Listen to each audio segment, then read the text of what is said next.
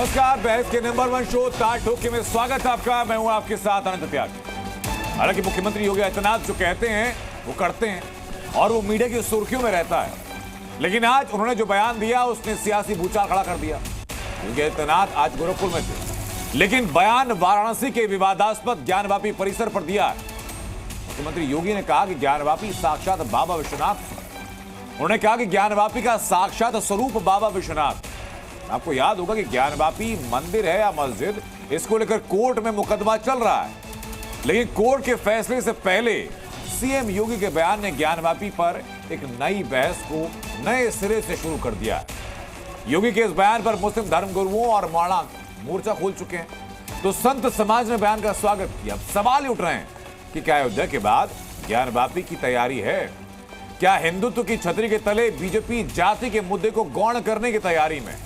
क्योंकि सीएम योगी ने ज्ञानवापी का जिक्र करते हुए आखिर में जो संदेश दिया उसमें जात पात को राष्ट्रीय एकता और अखंडता की सबसे बड़ी बाधा बताई। इसी समस्या को सीएम योगी ने सदियों की गुलामी की वजह बताया। तो आज तार ठोके में इसी मुद्दे पर बड़ी बहस हुई, क्योंकि योगी आदित्यनाथ ने ज्ञानवापी पर बयान दिया है।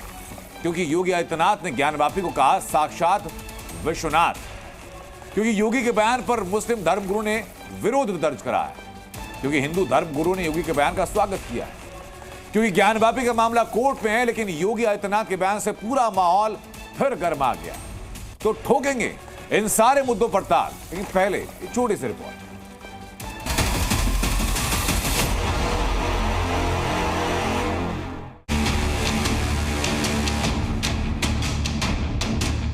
दुर्भाग्य से वो ज्ञानवापी, आज लोग उसको दूसरे शब्दों में मस्जिद कहते हैं, लेकिन वो ज्ञानवापी साक्षात विश्वनाथ ही है।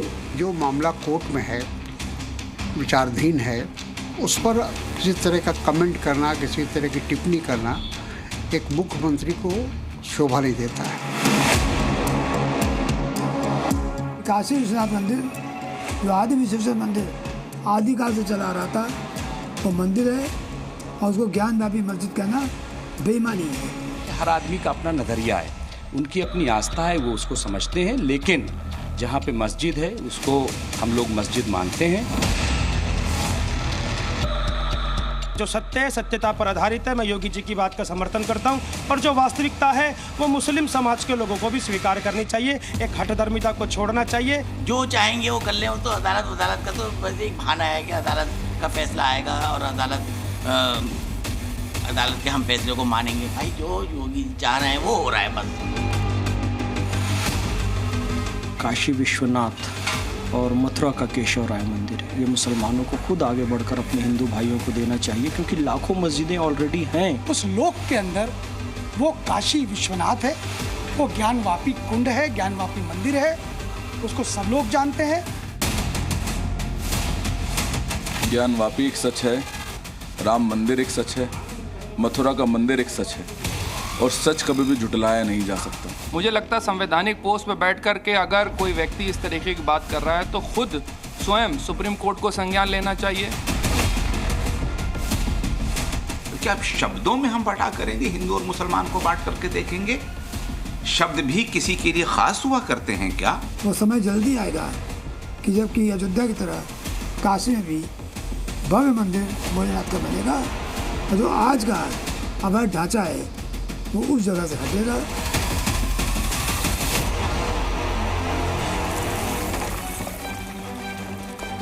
रिपोर्ट आपने देखी। अब जो खास मेहमान हमारे साथ जुड़ चुके हैं उनका परिचय कराता हूं। हमारे साथ राकेश त्रिपाठी जुड़ चुके हैं, प्रवक्ता हैं बीजेपी से। हरिशंकर जैन जुड़ चुके हैं, वरिष्ठ वकील हैं, ज्ञानवापी मामले में वो पैरवी भी कर रहे हैं। महंत नवल किशोर दास हमारे साथ हैं, महामंडलेश्वर हैं।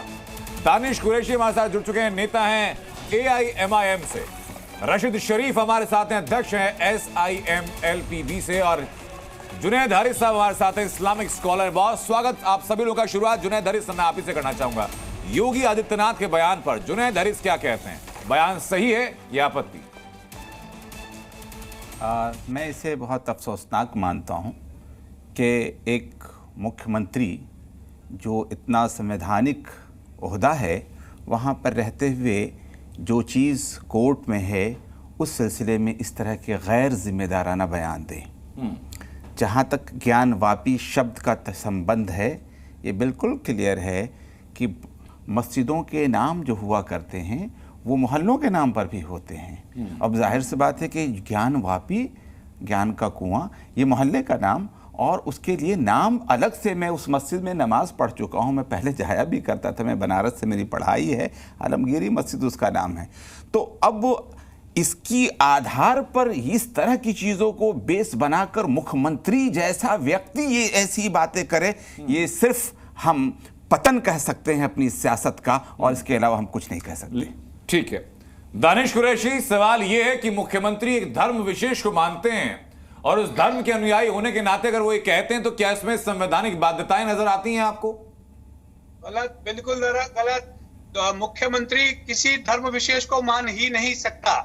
व्यक्ति कोई भी मान सकता है। योगी जी व्यक्तिगत तौर पे हिंदू हो सकते हैं या और कुछ भी हो सकते हैं, या और कोई भी धर्म का व्यक्ति कोई मुख्यमंत्री बनेगा तो वो व्यक्ति हो सकता है। मुख्यमंत्री हिंदू नहीं है, मुख्यमंत्री मुसलमान नहीं है, मुख्यमंत्री ईसाई नहीं है, मुख्यमंत्री पारसी नहीं है। ये समझ में भारतीय जनता पार्टी को नहीं आता। आज फिर मैं एक बार रिपीट करूंगा कि आज फिर वही दोहराया गया कि जो मुख्यमंत्री पद की शपथ ली गई है उसको खंड खंड कर दिया गया है, खंडित कर दी योगी आदित्यनाथ ने वो शपथ जो मुख्यमंत्री के तौर पे ली थी। और मुझे लगता है कि कम से कम सुप्रीम कोर्ट इसका संज्ञान ले, और ये न ले तो कम से कम इसको फिर से वापस शपथ दिलाने की प्रक्रिया तो कम से कम होनी ही चाहिए। जो पार्टी ऑल इंडिया मजलिस इत्तेहादुल मुसलमीन नाम से देश के अंदर सांसद देती है, वो क्या ठीक है? फिर इसी पैटर्न पर अगर बात की जाए दानिश कुरैशी,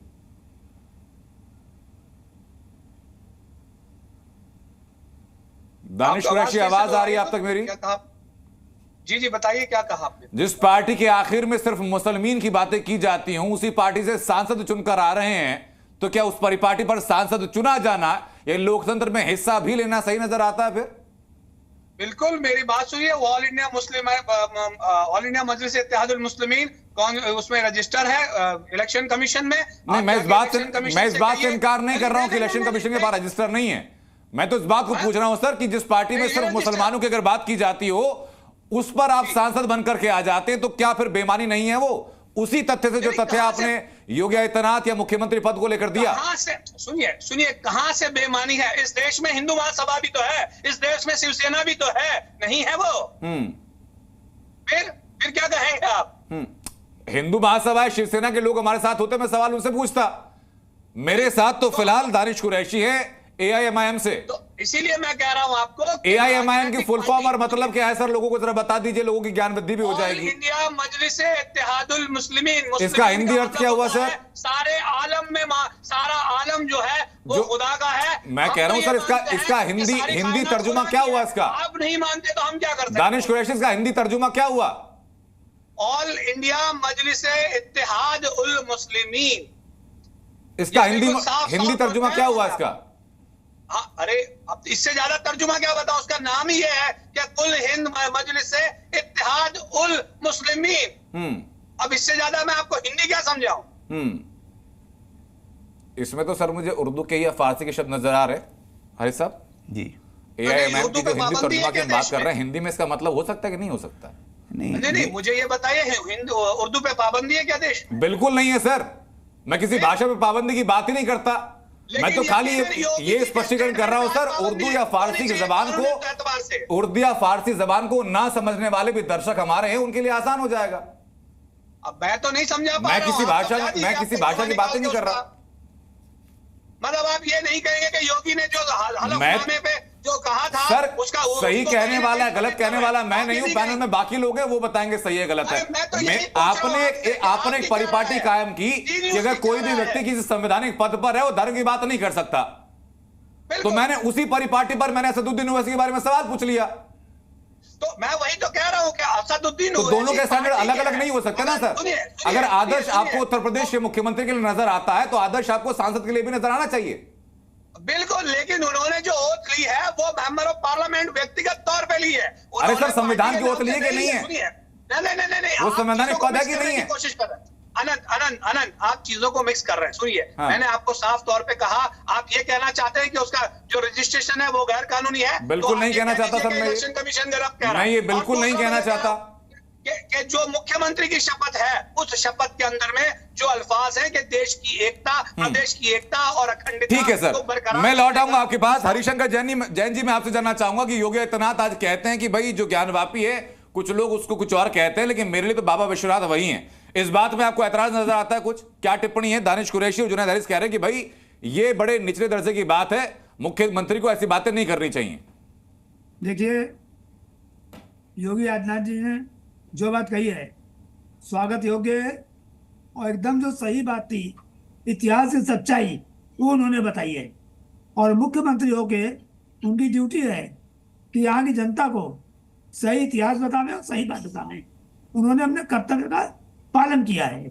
दूसरी बात एक चीज बता दूं कि आप अभी ये AIMI के जो अवधानी साहब में बात कर रहे थे जी, तो इनका पूरा संविधान की सर्टिफाइड कॉपी मेरे पास है, और पूरे इनके जो पार्टी का संविधान है उसमें केवल मुसलमानों की बात लिखी गई है।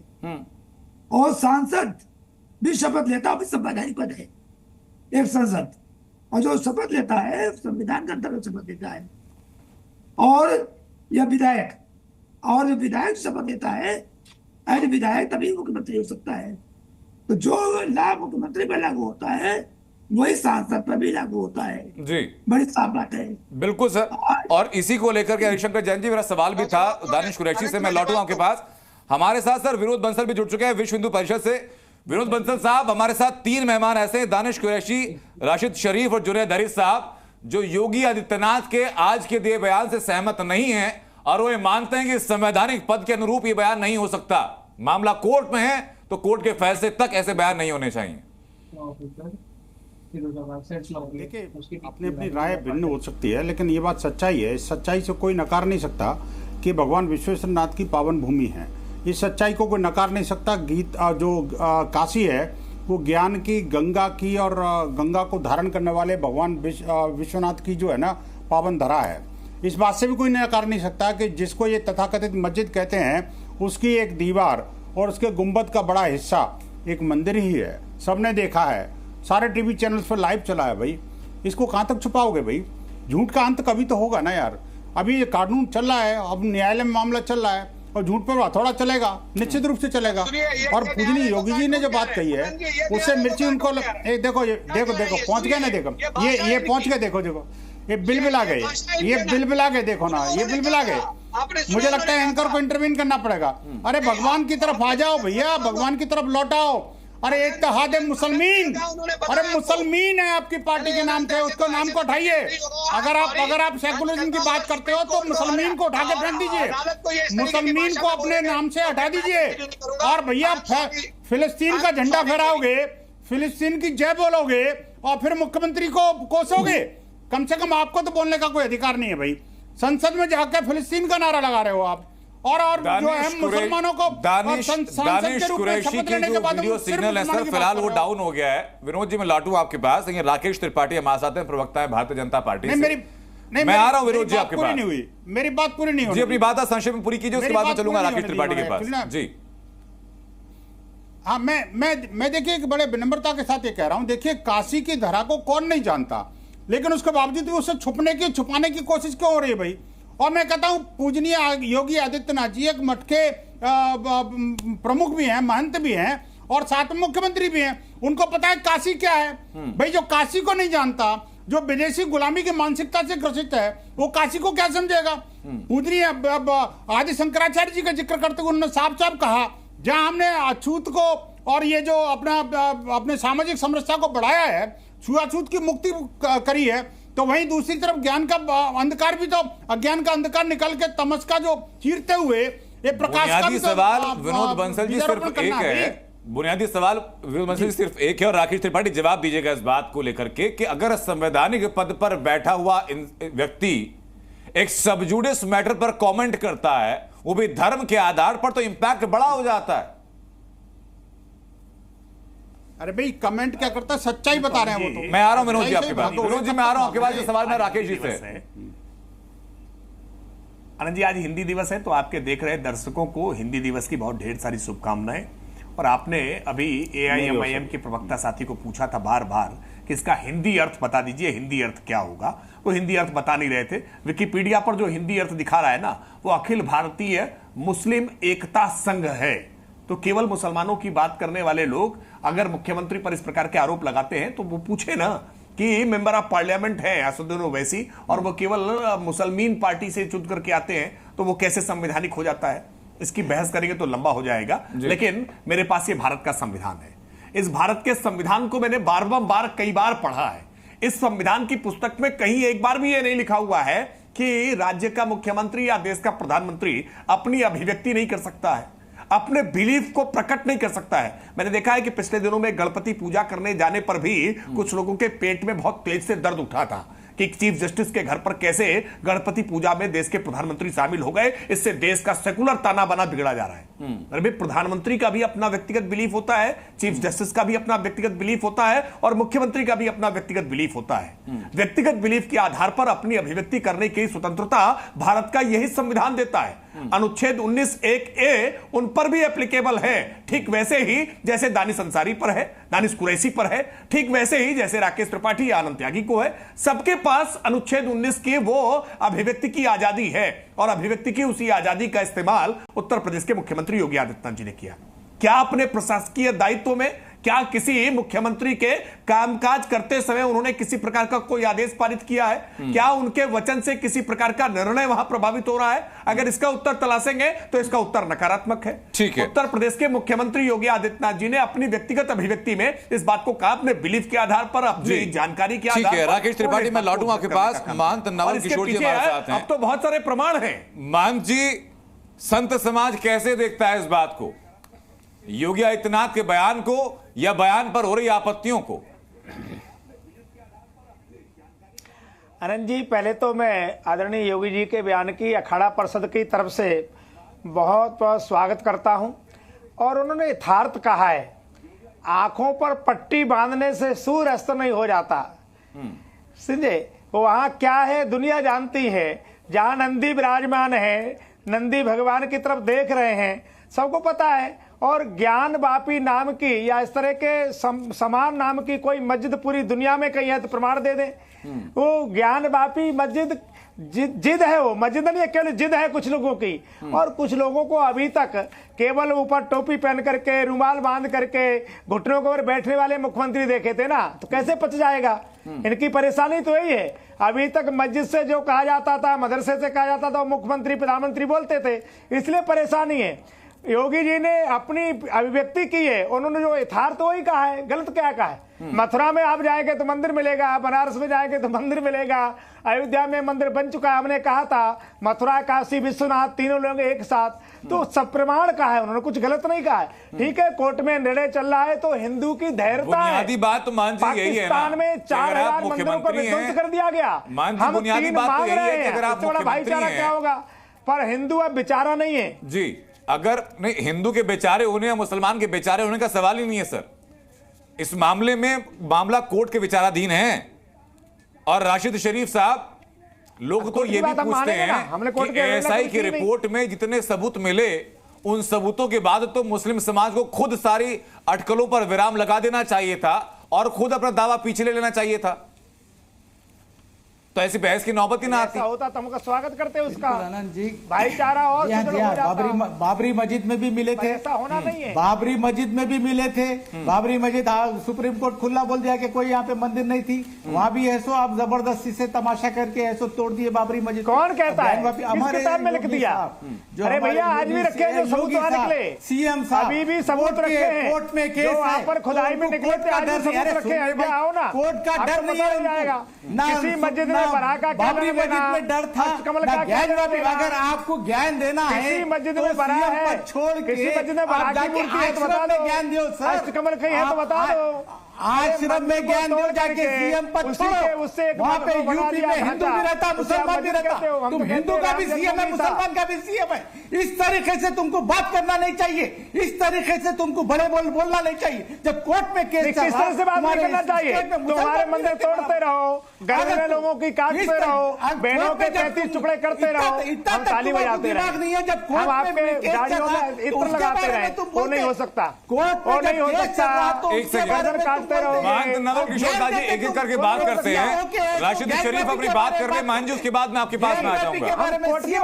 महंत जी एक एक करके बात कर लेते हैं, दोनों पक्ष बोलेंगे तो एक साथ बातें समझ नहीं आएगी। पहले राशिद शरीफ अपनी बात कर ले महंत जी, उसके बाद मैं आपके पास आऊंगा। महंत नवल किशोर दास जी थोड़े दिनों के नहीं चलेगा तुम्हारा, जुल्म तुम्हारा नहीं चलेगा,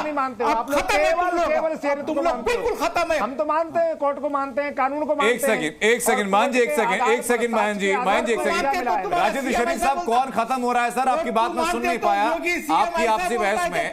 राशिद शरीफ साहब कौन खत्म हो रहा है सर? तो आपको चाहिए कि राशिद शरीफ साहब कौन खत्म हो रहा है? आपने कहा कि तुम लोग खत्म हो रहा है। कोर्ट में जब केस चल रहा है तो योगी सबूत की जरूरत नहीं है, साक्षात सबूत है, परंतु आपने तो काली पट्टी बांध रखी है ना, इस्लाम की जिहाद की काली पट्टी बांध के आपको दिखाई देगा, सबूत है तो मुख दिखाई नहीं देगा। भगवान आज भी एक सेकंड ठीक है। राशिद शरीफ महंत नवल किशोर दास जी, आप दोनों सज्जनों के पास में आऊंगा सर। आपसी बहस में किसी की आवाज नहीं जा रही, लेकिन जुनैद हारिस सवाल मेरा ये है, हम लोग इतिहास पढ़ते हैं, मासिर आलमगीर का जिक्र आता है। मासिर आलमगीर में कहा जाता है, ये पढ़ा जाता है कि औरंगजेब ने कहा कि काफिरों के जितने स्कूल हैं या धार्मिक स्थल हैं या मंदिर हैं उनको तोड़ दो। इस बात में तो कोई झूठ नहीं जुनैद हारिस, ये कहा गया था। आपको एक चीज़ बताऊं मैं, अगर आपने इतिहास से ये सवाल कर लिया है तो 1658-59 का एक फरमान BHU में अभी भी रखा हुआ है, जिसके अंदर औरंगजेब ने कहा था कि मंदिर बिल्कुल न तोड़े जाएं, ये बिल्कुल क्लियर है। और जिसके आप हवाला दे रहे हैं वो काशी विश्वनाथ है, इसको कैसे कह सकते हैं? दूसरी बात मैं आपको ये बताना चाह रहा हूँ, अगर आप हिस्ट्री पर आ ही गए हैं तो औरंगजेब में एक एक करके दोनों काउंटर करते रहते हैं सर। आपने कहा कि विश्वनाथ है कि काशी विश्वनाथ है या नहीं, ये बात है। अब मैं नहीं इतिहास और मौजूदा परिप्रेक्ष्य आप बताते जाइएगा अपनी बातें, मैं काउंटर नहीं करूंगा उस चीज को, मैं सिर्फ अपनी बातें एड ऑन करता चलूंगा उस चीज में। दूसरी बात सर, वहां आपने सवाल उठा दिया कि भाई ये काशी विश्वनाथ है या नहीं है, मंदिर वहां पर है या नहीं है। नहीं, मैंने ये सवाल नहीं उठाया है।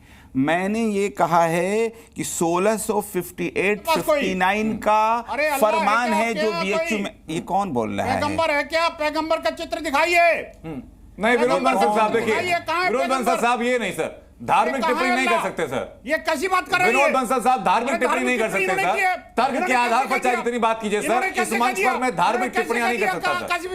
नहीं विनोद बंसल साहब, इस मंच पर सर धर्म के आधार पर धार्मिक भावनाएं आज नहीं कर सकते सर। अपने अपने धार्मिक विश्वास हैं। मैंने तो कहा ही नहीं काशी विश्वनाथ नहीं, मैंने कुछ बोला है क्या ऐसा? कैसे कहा? मैंने कहा नहीं।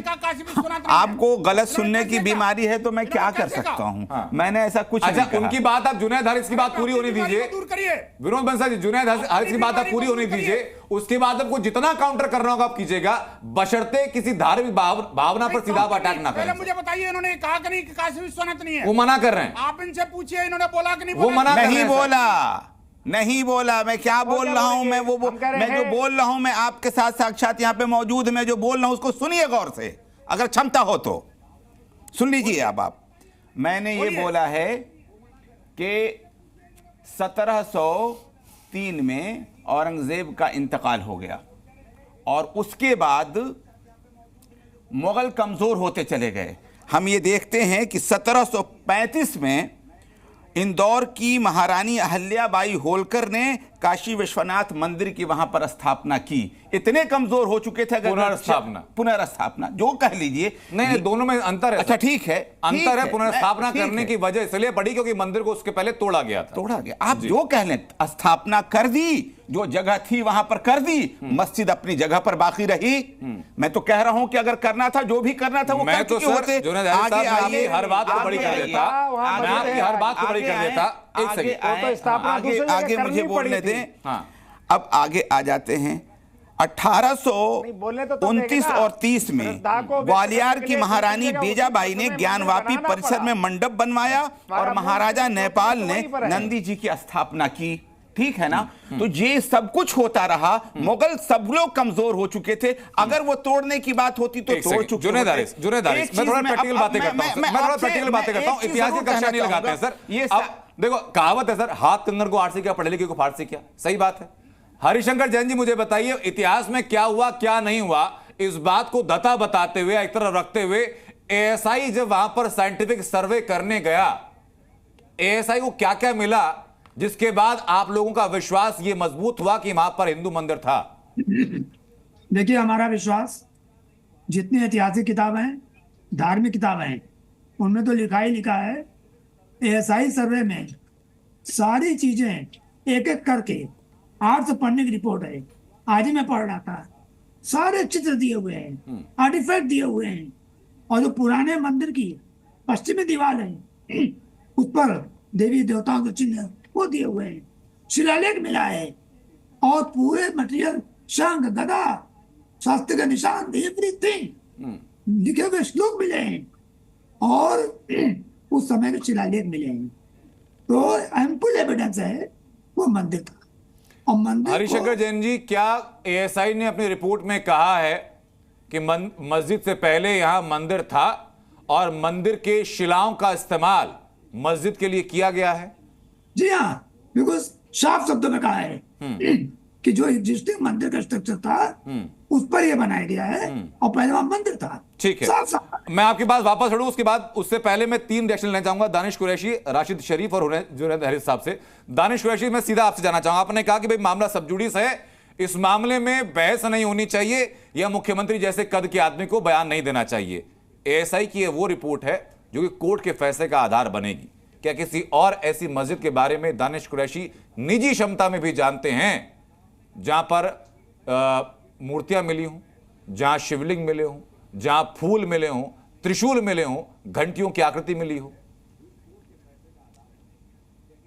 देखिए, मैं आपको एक बात बताऊं, दरअसल दिक्कत क्या है कि देश की जो जमनी तहजीब है ना, उसको उस पर जो घात लगा के, सुनिए, घात लगा के, देखिए बुजुर्ग जैन साहब कि वो सुन ले भाई, गंगा जमुना से आपका क्या लेने देना? एक सेकंड मान जी, मैं आ रहा हूं आपके पास। मान जी, अब थोड़ा सा धैर्य रखें। मान जी, मैं आऊंगा आपके पास। दानिश कुरैशी, सबसे पहला सवाल तो यहाँ ये है कि विनोद बंसल जैसे व्यक्ति, नहीं, पहले मूल सवाल पे आइए, मूल सवाल पे आइए। दानिश कुरैशी, विनोद जी के ऊपर बाद में अटैक कीजिएगा, पहले मूल सवाल पर आइए। दानिश कुरैशी, पहले मूल सवाल पर आइए। दानिश कुरैशी, पहले मूल सवाल पर आइए जो मैंने सवाल पूछा आपसे। निकलने की अब इससे दानिश कुरैशी, पहले मूल सवाल पर आइए जो सवाल मैंने आपसे पूछा था। बहस में सवाल नहीं खोएंगे, आपसी बहस में सवाल नहीं खोएंगे सर। सवाल का जवाब है सुनिए, नहीं, चिश्ती का मजाक देखा है आपने? इनके पास सवाल का जवाब नहीं है। ख्वाजा मोइनुद्दीन चिश्ती नहीं तो धर्मांतरण, मैं तो सर ज्ञानवापी परिसर की बात कर रहा हूँ ना। ख्वाजा मोइनुद्दीन चिश्ती कहीं तो, मैं ज्ञानवापी परिसर की बात कर रहा हूँ, मैं किसी और जगह की बात कर नहीं रहा। अरे भैया, वही कह रहा हूँ आपको कि यहाँ फूल मिले, चलाया था मेरे के अंदर, पता है आपको? चिश्तियों के पंच से। दानिश कुरैशी साहब, मुझे कहावत एक और याद आ रही है सर, कि कहीं की ईंट कहीं का रोड़ा और भानुमति ने कुनबा जोड़ा, सब कुछ बोलेंगे। वैसी हो रही है चीजें सर। मैं सीधा सवाल आपसे पूछ रहा हूं। मैं आपसे आपकी पार्टी का हिंदी अर्थ पूछता हूं, आप वो नहीं बताते मुझे सर, उसमें घुमा देते हैं। मैं आपसे वापस पूछता हूं कि एएसआई ने जो सबूत देखे या एएसआई को चिन्ह मिले वो कहीं और मस्जिद में आपने देखे हैं, आप वो नहीं बताते, आप विनोद बंसल की बातें करने लग जाते हैं। मैं बता तो रहा हूं आपको, बताइए ना सर। दरअसल आप दिक्कत क्या है कि भारतीय जनता पार्टी के प्रवक्ता ऑलरेडी मौजूद है, लेकिन उसके बावजूद भी योगी को डिफेंड आप खुद करने निकल आते हैं आनंद जी, तो इससे आपत्ति है मुझे। दूसरे नंबर की बात सर, देखिए बहुत ईमानदारी से बताओ दानिश कुरैशी, तो हम लोगों की चमड़ी अब ऐसी हो चुकी है कि जब गेस्ट के पास तर्क नहीं होते तो ऐसी खोखले तर्क देते हैं सर, फर्क पड़ता नहीं है। कल के दिन मैं दानिश कुरैशी की बात करने के लिए किसी और से पूछना शुरू जाऊंगा, वो कहेगा कि मैं एआईएमआईएम का सदस्य बन गया, तो इससे थोड़ा सा एक कदम सर आगे बढ़ जाते हैं। ये अनंत त्यागी जो आनंद जी जो बात कह रहे हैं वो सच है। छोड़ दो यार, मैं कह रहा हूँ दानिश जी, वो सच है, दानिश कुरैशी कह रहा है वो सच है। महाराज, मैं तो सच और झूठ कुछ कह ही नहीं रहा, मैं तो खाली आपसे सवाल पूछ रहा हूँ। एक क्या कर रहे हैं हमको सब समझ में आ रहा है आप क्या कर रहे हैं। अच्छा ठीक है, आप समझिए सर, क्योंकि मेरे पास वक्त कम है, मुझे अपने सवालों के जवाब चाहिए होंगे। मैं राशिद शरीफ साहब की भाषा नहीं बोल रहे ना शरीफ साहब, क्या ऐसी कोई मस्जिद कहीं होती है? और देखिए, मैं बिना किसी प्रेजुडिस के पूछ रहा हूँ सारी बातें, ताकि दर्शकों को समझ में आए कि मामला जो सबजुडिस है वो क्या है और ऐसा जो फंडिंग है, ऐसा नहीं जो पाया सर वो हरिशंकर जैन ने बताया आपको। सर दर्शन सुनिए, एक मिनट जी, एक मिनट सर, पब्लिक को तो आसानी से समझ में आ रहा है कि जो 1947 जिस वक्त आजादी हुई तब हिंदू भाई मुसलमान भाई मंदिर जिधर मस्जिद उधर उधर खत्म। उसके बाद फिर बाबरी मस्जिद का किस्सा निकला, उसके बाद अब ज्ञान वापी का किस्सा निकला। क्यों आप लोग एक जगह नहीं होता तो पाकिस्तान में ट्रेनें आई थी, जब भाईचारा होता तो पाकिस्तान से लोग आए थे, उनके गर्दन पे सिर नहीं था। मस्जिद है, तो यहाँ से जो हमने भेजे तो उनको खबर खोते जाएंगे, खबर खोते, क्या यही काम करते हैं? एक छोटा सा सवाल राशिद साहब मैं आपसे लूंगा, उसके बाद चलूंगा बाकी मेहमानों के पास, और बाकी सभी मेहमानों से मैं ये अनुरोध करूंगा कि किसी और के बीच में ना बोले, क्योंकि ना तो आप लोगों की आवाज आएगी, ना मेरी आवाज आएगी, ना जिस मेहमान से सवाल किया गया उसकी आवाज आएगी। राशिद शरीफ साहब, आपने कहा कि 47 में तय हो गया कि मस्जिद कहाँ रहेंगी, मंदिर कहाँ रहेंगे, सब कुछ ठीक बात है, मैं आपकी बात को मानता हूँ सर, तय हो गया। आज जहां पूजा के अधिकार के लिए उसके बाद ये क्यों निकलते जा रहा है? एक बात आनंद भाई क्यों निकलते जा रही है? आज जहां पूजा के अधिकार के लिए हिंदू पक्ष को अदालत का दरवाजा खटखटाना पड़ा, 1991 तक वहां पूजा होती थी, मुलायम सिंह सरकार ने पूजा बंद करवा दी, तब क्यों नहीं झंडा बुलंद किया गया कि जहां हिंदू भाई पूजा करते थे वो पूजा वहां होती रहेगी, कोई सरकार नहीं जो रोक सके।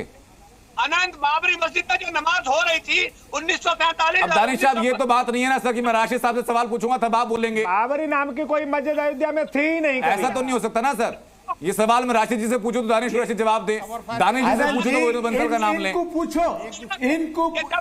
पूछो, इनके जितने भी जो हमारे सीएम योगी साहब जो बयान दे दिए, वहां पे कितने बेरोजगार लोग हैं, कितने जवान बच्चे बेरोजगार हैं, कितने बच्चे हैं जो पढ़ना चाह रहे जो पढ़ नहीं सकते। ये लोगों को मंदिर मस्जिद जाके बच्चे पैदा करोगे बेरोजगारी रहेंगे, पिंचनी लगाएंगे, क्या उनके पास चोरी करेंगे, जिहाद ही करेंगे। तुम जॉब नहीं दिए, इस वजह से वो लोग बेचारे मस्जिदों के पास ठहर के धरने दे रहे।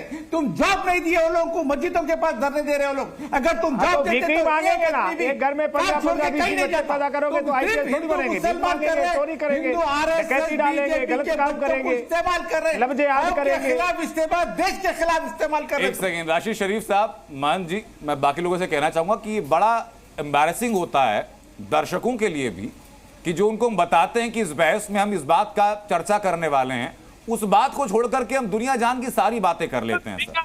हमने योगी आदित्यनाथ के बयान के ऊपर ये बहस शुरू की थी, उसके बाद ज्ञान वापी के अलग अलग तथ्य जो सामने आए, स्वागत करते हैं। हर बातें सर एक ही डिबेट में नहीं हो सकती हैं, लेकिन एक बात जो दानिश कुरैशी ने कही थी उसी को आगे बढ़ाते हुए मैं जुनैद हरीश के पास मैं जा रहा हूं। बाकी लोग प्लीज आप पीसीआर अगर आप ऑडियो डाउन कर पाए, एक एक करके बात करेंगे हम लोग। जुनैद हरीश साहब, दानिश कुरैशी ने अभी गंगा जमनी तहजीब की बात की। अब मेरा सवाल ये सर कि इस देश के अंदर गंगा जमनी तहजीब का ठेका क्या खाली हिंदू ने ले रखा है? क्या खाली एक धर्म के पास है? अगर यही चीजें मैं ऐसा नहीं है सर कि इकलौता मंदिर या इकलौती मस्जिद हो जो टूटी है। देश के अंदर हजारों की तादाद में ऐसा हुआ है, हर जगह तो एएसआई का सर्वे नहीं हो रहा। जहां एएसआई का सर्वे हो गया वहां एएसआई के सर्वे बता दिया गया भाई यहां पर पहले मंदिर था, तो क्या मुस्लिम पक्ष इतना दरिया दिल नहीं हो सकता कि जो गंगा जमनी तहजीब की दुआई देता है वो दावा वापस ले ले? बड़ी खूबसूरत बात कही आपने। मैं आपको कुछ चीज़ें बताना ज़रूरी समझता हूं, अगर आप सुनना पसंद करें तो। मुल्क आज़ाद हुआ, संविधान बना, और मैं समझता हूं कि मुसलमानों की लाश पर पाकिस्तान बना। सबसे ज़्यादा अगर किसी का नुकसान हुआ है पाकिस्तान बनने से तो मुसलमानों का हुआ, एक कम्युनिटी वाइज अगर देखा जाए तो। ऐसा नहीं है सर, मैं इतिहास के तथ्यों के साथ इस बात को गलत साबित कर सकता हूं कि किसी एक कौम का ज्यादा नुकसान हुआ, ऐसा नहीं। मैं ये कह रहा हूं कि इस तरह से बिखराव आप पाकिस्तान से भर भर के जब ट्रेन आई सर, कटी हुई लाशें ट्रेन के अंदर भरी हुई पूरे देश। अरे सर, तो मैं अपना नुकसान मानता हूं। मैं वही कह रहा हूं, तो आप ये कह रहे हैं कि हिंदुस्तान दिया गया, आप उस मुसलमान को लेकर बताइए सर। नहीं, अब आप आगे आइए। मुल्क आज़ाद होने के बाद एक मसला बाबरी मस्जिद का हमारे सामने आया। माफ़ी के साथ इस बात को कहना चाहता हूं, सड़क पर उतर करके कानून के खिलाफ 1992 में मस्जिद को तोड़ा गया, जो कानून के एतबार से गलत था। मुसलमान ने क्या किया? कोर्ट का फैसला आया, मुसलमान ने क्या किया? तमाम उलमा ने, सब लोगों ने मिलकर कहा कि जो भी कोर्ट का फैसला आ गया है उसको मान लिया जाए। आप ये बताइए कि किस किस चीज पर ये बातें होती रहेंगी? मुल्क जब आजाद हो गया और मुल्क का संविधान तैयार हो गया, जो जहां पर चीज थी वैसे होनी चाहिए। तारीख पर बात अगर करनी है तो तारीख के हवाले से तारीख के जो स्टूडेंट्स हैं, तारीख के जो प्रोफेसर हैं, उनके साथ बैठकर ये टीका टिप्पणी हो जाती, बात हो जाती। सड़क पर ये बातें हम क्यों कर रहे हैं? मैं ये हर हाल में कहता हूं कि इस मुस्लिम इत्तेहाद और हिंदू इत्तेहाद, मौलाना आजाद के इस जुमले को मैं यहां पर फिर दोबारा कह रहा हूं कि मौलाना आजाद ने कहा था कि अगर हमें इस मुल्क की आजादी मिले और हिंदू और मुसलमान अलग अलग कर दिए जाएं तो हमें वो आजादी भी नहीं चाहिए। हम फिर किस गुलामी की तरफ जा रहे हैं जहां हिंदू और मुसलमान की नफरत की खेती हो रही है। हम तो खुद आह्वान करते हैं कि कैसे साथ मिलकर चलेंगे, लेकिन हम मंदिरों पर दावे शुरू कर दें और कोई मस्जिदों पर दावे शुरू कर दे, ये कोई किसी भी तरह से नहीं कहा जा सकता कि इससे इत्तेहाद होने वाला है। जुनैद साहब, मैं यही तो कह रहा हूं ना सर कि भाईचारे की बातें करना फिलोसफिकल बड़ी अच्छी लगती है। मैं तो कह रहा हूं कि मुसलमानों सर फिलोसफिकल बड़ी अच्छी लगती है। मुसलमानों ने क्या किया? करने की बात आती है तो सारा मामला गोल हो जाता है सर। आप कह रहे हैं मैं बड़ा साफगोई से बात कह रहा हूं। कुछ कहना चाह रहे हैं, मैं उनके पास बात को लेकर नहीं, आपसे एक मैं सवाल कर दे रहा हूं, उसी में वो जवाब भी शामिल कर लेंगे। मैं आपसे बिल्कुल क्लियर लफ्जों में कहता हूं कि जिस वक्त बाबरी आलमगीरी मस्जिद के पास बनारस, उसका नाम आलमगीरी मस्जिद है, ज्ञानवापी मोहल्ले का नाम है, तो जहां पर वहां पर पूजा की अनुमति के लिए जिस चीज के लिए लोग जा रहे थे, एक दिन की पूजा थी, रोजाना की हो जाए, इससे हमें कोई एतराज नहीं। लेकिन क्या रोज रोज नई नई तथ्य आते हैं? कहीं पर भी शिवलिंग की बात नहीं हुई थी, लेकिन जो वजूखाना है जिसमें वजू में खुद बना चुका हूं, एक चीज को देखा, उसको शिवलिंग बना करके ऊपर उठा दिया। सवाल ये पैदा होता है कि रास्ते में चलते हुए मैंने विनोद बंसल के लिए जाहिर की थी, जुनैद, उसी के लिए आपको कह रहा हूं। आप कहते रहिए कि फव्वारा है, और उस वक्त पर कैसे कैसे मीम सोशल मीडिया पर वायरल किए जा रहे थे कि ये भी शिवलिंग है, ये भी शिवलिंग है, उस बात की बातें नहीं करेंगे आप। उससे पहले शिवलिंग की बात वहां पर नहीं हुई थी, बल्कि पूजा की अनुमति दूसरी दीवार की तरफ हो रही थी। पूजा की बात थी सर, 91 में मुलायम सिंह सरकार ने बंद करवाई थी। उस वक्त आप शिवलिंग की कहां बात थी? उस वक्त मैं कह रहा हूं उस वक्त आप भी अच्छे खासे होशोवास में रहे होंगे ना सर, आप भी बालिग रहे होंगे उस टाइम पे। क्या जुनैद हरीश जाकर के खड़े हुए थे वहां पर सामने कि भाई आप हिंदुओं की पूजा को रोक नहीं सकते हैं? आप माफ कीजिएगा, इस तरह की चीजों में मैं जाकर क्या क्या कर सकता हूं और आप क्या क्या कर सकते हैं? ठीक है, विनोद बंसल कुछ कहना चाह रहे हैं। गवर्नमेंट का मामला होता है कि रोज पूजा करें कि एक दिन पूजा करें, कि शिवलिंग की बात वहां पर इससे पहले कभी नहीं उठी थी, बाद में उठी। जी विनोद बंसल, देखिए मैंने एक शब्द बोला तो सारे लोग चिल्ला पड़े और आपने मुझे रोका। लेकिन अभी इन्होंने जिस शब्द का प्रयोग किया वो संपूर्ण हिंदू समाज के लिए बहुत घातक और प्राण घातक है। मैं कहना चाहता हूं उस पर आपने नहीं रोका, मुझे दुख है इस बात का। और दूसरी बात, इन्होंने ऐसी हिम्मत कैसे करी इस बात को कहने की कि आखिरकार वो शिवलिंग को बड़ा कर दिया गया, ऐसा कर दिया वैसा कर दिया गया। इस बदतमीज को रोका क्यों नहीं आपने? मैं कहना चाहता हूं इसको माफी मांगनी चाहिए। हिंदू समाज का इस तरह से घोर अपमान आज हिंदी दिवस में किया। नहीं मैं कहता हूं, लेकिन इन्होंने इसने कैसे कहा? इसको माफी मांगनी चाहिए। भावना को ठेस नहीं पहुंचा सकते, चाहे वो आप नहीं, बिल्कुल चाहे वो बहुत गलत बात है।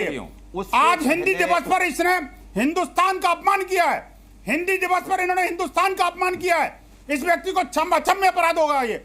और ये कैसे कह सकता है? ये बात बड़ी चिकड़ी चिपड़ी बातें कर रहा है कि हिंदू मुसलमान एक 47 की बात कर रहा है।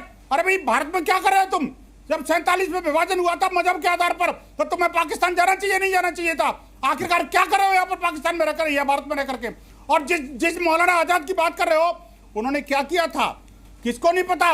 अभी भी जिन्ना की तस्वीर वहां पर आपके एएमयू में लगी हुई है। विनोद बंसल साहब, शर्म नहीं आती क्या? एक बीच में संशोधन में कर देता हूं सर, अपनी बात पूरी कीजिएगा। इस देश के अंदर जो रुका, चाहे वो हिंदू रुका हो, मुसलमान रुका हो, किसी और धर्म का व्यक्ति रुका हो, वो हिंदुस्तानी रुका सर। किसी और धर्म का क्यों रुक गया, हिंदू क्यों रुक गया, मुसलमान क्यों रुक गया, ये बातें बेमानी है सर। वो भी हिंदुस्तानी थे। नहीं, ये बातें बेमानी है सर। मैं कहता हूं जो पाकिस्तान में अभी भी है। हाँ भाई साहब, मैं ये कह रहा हूं कि आपको जो पाकिस्तान में है अभी भी, जो बांग्लादेश में, वो भी हिंदुस्तानी है, वो भी हिंदुस्तानी थे कभी। मैं लौटू विनोद जी आपके पास में। हरिशंकर जी बहुत देर से कुछ कहना चाह रहे हैं, उनकी बात मैं सुनकर के वापस चलूंगा राकेश त्रिपाठी के पास। आ रहा हूं विनोद जी। हरिशंकर जी अपनी बात आप रखिए। एक सेकंड विनोद जी, 1 मिनट दीजिए मुझे। बहुत सीधी सी बात कहना चाहता हूँ कि जिस तरह की बात हो रही है, एक बहुत अच्छी बात है, मीठी मीठी बातें होती है। सच्चाई है, हिंदू मुस्लिम एकता भाईचारा न कभी था और न कभी हो सकता है। मुसलमानों ने शुरू से जाति की है, स्वतंत्र भारत के बाद की है और आज भी जाति कर रहे हैं। अगर जाति नहीं की तो इनको चाहिए कि जो जो मंदिरें तोड़कर मस्जिद बनाई गई है उनको ईमानदारी से सरेंडर कर दे, तब मैं मानूं कि उन आक्रांतों के साथ नहीं है। पर जिन लोगों ने मंदिरों को तोड़ा है, अगर उनका साथ ही देते हैं, उनका लिगेसी अपनी रखते हैं, तो निश्चित बात है कि ये भी दरिंदे हैं। और यही नहीं, स्वतंत्र भारत में एक नहीं 10 एग्जाम्पल है कि इन्होंने लगातार जातियां की है। 47 में हिंदुओं की लाशें आई, भर भर के आई, इन्होंने जाति की। और आज भी वक्फ के नाम पर हजारों लाखों बीघा जमीन पर कब्जा करते चले जा रहे हैं और इनका खेल चल रहा है। इस देश को मुस्लिम राष्ट्र बनाने का बहुत खतरनाक खेल चल रहा है। और मैं सबको सावधान करना चाहता हूँ कि मंदिर के मुद्दे और मीठी मीठी बातों पर मत आइए। सही बात यह है कि ज्ञानवापी हो, मथुरा हो और जितने भी मंदिर तोड़कर मस्जिदें बनाई गई हैं, हमको एक को वापस लेना है, हमको एक वापस चाहिए। और ये बात कि कोर्ट में केस करने से सांप्रदायिकता आ जाएगी और ये हो जाएगा, मैं मानने को तैयार नहीं हूँ। कोर्ट में केस होगा और लीगल तरीके से हम अपनी सारी चीजों को वापस लेने के लिए सारे मंदिरों को। ये बात आपने बेहतर कही हरिशंकर जी की, लीगल तरीके से। और मैं मानता हूं कि एक दुनिया के धार्मिक इतिहास में या राजनीतिक इतिहास में हिंदुस्तान अपने आप एक अनूठा उदाहरण पेश कर रहा है कि अपने धर्म को लेकर के बहुसंख्यक समाज सीधा आक्रामक ना होकर के सीधा दरवाजा खटखटाता कोर्ट का और वहां से अपने राष्ट्र बनाने की कोशिश करता है। तोड़ा था, सच्चाई मैं कह रहा हूं सर, मामला कहां गया? अंततः अगर फैसला आया था, जिन्होंने तोड़ा उनके ऊपर केस दर्ज हुआ सर, उनको छोड़ नहीं दिया गया। तो ये आप कहिए कि तोड़ा था, कौन से लोग थे वो? मैं कह रहा हूं जिन्होंने तोड़ा, जिन्होंने कानून को तोड़ा, उनको कानून के मुताबिक बुक किया गया। मुजरिम उसके बाद मैं बहुत से लोग ना तो मैं उनकी वीर गाथा गाते हैं, मैं ना जुनैद हैरिस किसी को कानून के बिना पर तो अपने आप किसी को दोषी साबित कर सकते हैं। कानून के खिलाफ ये बात कर रहे हैं। इतने वरिष्ठ वकील कहेगा तो दोषी नहीं है सर। इतने वरिष्ठ वकील कहते हैं कि हिंदू और मुस्लिम इत्तेहाद कभी था और कभी नहीं रहेगा। हमने अपना संविधान का पूरा, इसका मतलब हम मजाक उड़ा रहे हैं? संविधान ही बना है हिंदू और मुस्लिम इत्तेहाद। संविधान को क्या चाट के खाओगे? अरे मौलाना मुझे बताइए, संविधान बड़ा है कुरान? बताइए, संविधान बड़ी है कुरान? आपको बता दूं, इस मुल्क के अंदर संविधान, इस मुल्क के अंदर संविधान और कुरान तो हर हाल में मानवता को दीन रहमत देता है। वो पूरी दुनिया इंसानियत को देता है और वही कुरान सिखाता है कि संविधान को मानो। वही कुरान कहता है संविधान को मानो। अरे भारत बड़ा है, इस्लाम बताइए कैसे होगा? भारत बड़ा है, इस्लाम गलत क्या? संविधान बड़ी है, कुरान ठीक है सर। मेरे पास चर्चा का वक्त इतना ही था, लेकिन मैं एक बात जरूर कहना चाहूंगा कि भाईचारे की बात की जाती है तो भाईचारे की बात सिर्फ मौका परस्ती के साथ नहीं होनी चाहिए। भाईचारे की बात तब भी होनी चाहिए जब खुद पर बात आती है। बहुत बहुत धन्यवाद आप सभी लोगों का इस चर्चा में शामिल होने।